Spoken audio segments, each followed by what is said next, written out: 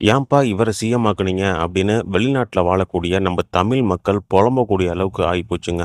விஜய் ஆட்சி பொறுப்பேத்து 1 மாசம் தாங்க ஆயிருக்கு. அதுக்குள்ளேயும் வெளிநாட்ல வாழக்கூடிய அதாவது வெளிநாட்ல லேபரா நம்ம தமிழ்நாட்டிலேருந்து பல பேர் வேலைக்கு போயிருக்காங்க. இவங்கலாம் பார்த்தீங்கன்னா, விஜய் சிஎம் ஆனதுனால மிகப்பெரிய அளவுல ஒரு பிரச்சனைய சந்திச்சுக்கிட்டு இருக்காங்க. அந்த பிரச்சனைய பத்தி தான் நம்ம இப்ப பார்க்க போறோம். வெளிநாடுகள்ல வேலை பார்க்கக்கூடியவங்க பார்த்தீங்கன்னா, இந்தியாவுல பல மாநிலம் இருக்குங்க. எல்லா மாநிலத்திலிருந்தும் வெளிநாடுகள்ல அதாவது கல்ஃப் கண்ட்ரியா இருக்கட்டும், மலேசியா, சிங்கப்பூர், துபாய் இந்த மாரி எல்லா நாட்டிலயுமே எல்லா ஸ்டேட்ட சேர்ந்தவங்களுமே வேலை பார்க்குறாங்க. இவங்களுக்கெல்லாம் இல்லாத ஒரு பிரச்சனை தமிழ்நாட்ல இருக்கக்கூடிய அதாவது தமிழ்நாட்டிலேருந்து வேலைக்கு போனவங்களுக்கு மட்டும் ஏற்பட்டிருக்கு அப்படின்னு சொல்லி புலம்புறாங்க. நீங்க இப்ப வெளிநாட்ல வேலை பார்த்துட்டு இருக்கலாம். அப்படி இல்லன்னா, இதுக்கு முன்னாடி வெளிநாட்ல வேலை பார்த்தவங்களா இருக்கலாம். அதுவும் இல்லையா, உங்க குடும்பத்தில யாராச்சும் ஒருத்தர் இதுக்கு முன்னாடியோ, இப்பயோ வெளிநாட்ல வேலை பார்த்துட்டு இருக்காங்க அப்படின்னா, அவங்க எல்லாருக்குமே இப்ப நான் சொல்லப் போற விஷயம் என்னன்னு தெளிவா தெரிஞ்சிருக்கும். பொதுவா வெளிநாட்ல வேலை பார்க்கக்கூடிய மக்கள் பார்த்தீங்கன்னா, அவங்க மாசம் மாசம் சம்பளம் வாங்குவாங்க. அந்த சம்பளம் பணம் பார்த்தீங்கன்னா, அங்கேருந்து நம்ப அவங்களுடைய உறவினருக்கோ, வீட்டுக்கோ அனுப்புறதுன்னா, நம்ப இந்தியாவுக்குள்ள பேங்க் அக்கவுண்ட் ட்ரான்ஸ்ஃபர் பண்ணுவோம். ஒரு அக்கவுண்ட்லேருந்து இன்னொரு அக்கவுண்டுக்கு. அந்த மாரி வெளிநாட்ல இருக்கிறவங்க அக்கவுண்ட் ட்ரான்ஸ்ஃபர் பண்ண முடியாது. அதனால பார்த்தீங்கன்னா, அங்கீகரிக்கப்பட்ட எக்ஸ்சேஞ்ச் இருக்குங்க அந்தந்த நாட்ல. அந்த எக்ஸ்சேஞ்சில கொண்டு போயிட்டு பணத்த குடுப்பாங்க. அந்த எக்ஸ்சேஞ்ச் மூலியமா இந்தியாவுக்கு பணம் வரும். இவங்க அவங்களோட உறவினர்களோ, இல்ல அவங்க சொந்தக்காரங்களோ அந்த பணத்த இந்தியாவுல வாங்கிக்குவாங்க. இதுதான் வந்து முறையா வெளிநாட்டிலேருந்து பணம் அனுப்பக்கூடிய முறை. இந்த மாரி பணம் அனுப்புறதுக்கு பார்த்தீங்கன்னா, ஒவ்வொரு நாட்டிலயும் பார்த்தீங்கன்னா, அந்த பணத்தோட அளவ பொறுத்து அதுக்கு கமிஷன் வசூல் பண்ணுவாங்க. சில நாட்ல பார்த்தீங்கன்னா, ஃபிக்ஸடா கமிஷன் வாங்குவாங்க. அதாவது நீங்க ரூ. 1000 அனுப்புனாலும் இவ்வளோ தான் கமிஷன், ரூ. 1,00,000 அனுப்புனாலும் இவ்வளோ தான் கமிஷன் அப்படின்னு சொல்லி ஃபிக்ஸடா ஒரு கமிஷன் அமௌண்ட் வந்து வாங்கிக்கிட்டு, அவங்க அந்த பணத்த இந்தியாவுக்கு அனுப்பி வைப்பாங்க. இந்த முறையில வெளிநாட்டிலேருந்து பணம் அனுப்பக்கூடியவங்க பார்த்தீங்கன்னா, குறைஞ்சது ஒரு 20% 30% பேர் தாங்க இருப்பாங்க. மீதி 60, 70% பேர் பார்த்தீங்கன்னா, உண்டியல் பணம் அப்படின்னு சொல்லுவாங்க. உண்டி மணி அப்படின்னு சொல்லுவாங்க. இதுக்குன்னே வெளிநாடுகள்ல புரோக்கர் இருப்பாங்க. அவங்க கிட்ட கொண்டு போய் நீங்க பணத்த குடுத்துட்டீங்கன்னா, அடுத்த 1/2 மணி நேரத்தில உங்க வீட்டுக்கே பணம் வந்துருங்க. அங்கே வெளிநாட்ல நீங்க பணம் குடுத்த அவங்க கையில குடுத்த 1/2 மணி நேரத்தில உங்க வீட்ல கொண்டாந்து ஒருத்தர் பணம் குடுத்துருவாரு. இதுக்கு பேரு தான் உண்டி மணின்னு சொல்லுவாங்க. குறிப்பா பார்த்தீங்கன்னா, இதுக்கு எந்த கமிஷனும் கிடையாதுங்க.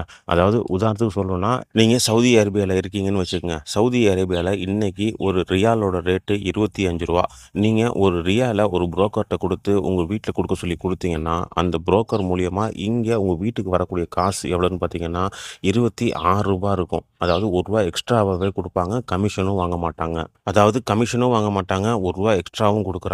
இவங்களுக்கு ஏது பணம் அப்படின்னு பார்த்தீங்கன்னா, நம்ம தமிழ்நாட்ல மிகப்பெரிய அளவுல ஊழல் பண்றவங்க, கமிஷன் பணம் வாங்குறவங்க, கருப்பு பணம் வச்சிருக்கவங்க, இவங்களுடைய பணத்த ஒயிட்டா மாத்துறதுக்காக, அதாவது இவங்களோட பணம் வந்து வெளிநாட்ல ஏதோ ஒரு பெரிய அளவுல சொத்து வாங்கி போடுறதோ, இல்ல பணத்த வந்து பேங்க்ல டெபாசிட் பினாமி பேர்ல பண்ணி வைக்கிறதோ, அதுக்காக பார்த்தீங்கன்னா, இந்த உண்டியல் மணிய பயன்படுத்திக்குவாங்க. நீங்க கூட அடிக்கடி கேள்விப்பட்டிருக்கலாம். ஹவாலா பணம் வந்து ரூ. 30,00,000 சிக்குனுச்சு, ரூ. 50,00,000 சிக்குனுச்சு அப்படின்னு சொல்லுவாங்க. ஆனா, அந்த ஹவாலா பணத்த யார் அனுப்பி வச்சாங்க, யார் மூலியமா வந்துச்சு அப்படின்றது மட்டும் வெளியிலேயே வராது.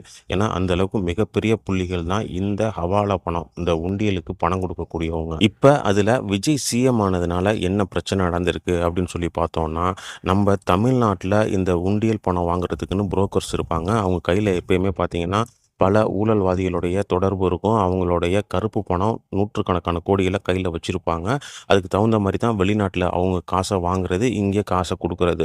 அந்த மாரி தான் மாத்தி மாத்தி பண்ணிக்கிட்டு இருப்பாங்க. இப்ப தமிழ்நாட்ல இருக்கக்கூடிய இந்த உண்டியல் பணம் வாங்கக்கூடிய புரோக்கர்கள் கையில பணமே இல்லையாங்க. சுத்தமா பணம் காலியாம். ஊழல் பணமே இந்த 1 மாசத்துல அவங்க கைக்கு வந்து சேரல அப்படின்றாங்க. இதனால வெளிநாட்டிலேருந்து நம்ம தமிழ்நாட்டுக்கு பணம் அனுப்பக்கூடியவங்கள்ட்ட அங்கே உள்ள புரோக்கர்கள் பணம் வாங்குறது இல்லையாம். இதனால தமிழ்நாட்டை சேர்ந்த அந்த தொழிலாளிகள் அவங்களுடைய சம்பள பணத்தை அனுப்பணும்னா இப்போ நேரடியாக எக்ஸ்சேஞ்சுக்கு போய் கமிஷன் கொடுத்து தான் அவங்கவுங்க வீட்டுக்கு அனுப்பிக்கிருக்காங்க. அது இல்லாமல் சில பேர் மாற்று வழியாக ஆந்திராவிலேயோ இல்லை கேரளாவிலேயோ இருக்கக்கூடிய அந்த உண்டியல் பணம் ஏஜென்ட் அவங்கள்ட்ட கொடுத்து அவங்க மூலியமாகவும் அனுப்பிக்கிட்டு இருக்காங்களாம். ஆக மொத்தத்தில் தமிழ்நாட்டில் இருக்கக்கூடிய இந்த உண்டியல் பணம் வாங்கக்கூடிய இந்த புரோக்கர்கள் கையில பணம் இல்ல, காலி ஆயிருச்சு அப்படின்றது தாங்க உண்மை. இத வந்து தமிழ்நாட்டுல ஊழல் பணம் காலி ஆயிருச்சு அப்படின்னு நெனச்சு பெருமைப்படுறதா, இல்ல நம்ம தமிழர்கள் கமிஷன் கட்டி அவங்க சம்பள பணத்த இங்க அனுப்ப வேண்டிய சூழ்நிலைக்கு ஆளாயிட்டாங்க அப்படின்னு நெனச்சு வருத்தப்படுறதான்னு தெரியல. ஆக மொத்தத்துல தமிழ்நாட்டுல இந்த 1 மாசத்துல ஊழல் பணம் அப்படின்றது ஒளிஞ்சிருக்கு அப்படின்றது மட்டும் தெரியுது. இது விஜய பெருமைப்படுத்துறதுக்காகவோ, இல்ல புகழ்றதுக்காகவோ பண்ண பதிவு இல்லங்க. உண்மையிலேயே வெளிநாட்டுல வாழக்கூடிய நம்ம தமிழர்கள் இன்ஸ்டாகிராம்லயும், ஃபேஸ்புக்லயும் இப்ப நெறைய பேர் புலம்பிக்கிட்டு இருக்கிறாங்க. பணத்த அனுப்ப முடியாம. அந்த விஷயத்த தான் உங்க கூட ஷேர் பண்ணியிருக்கேன்.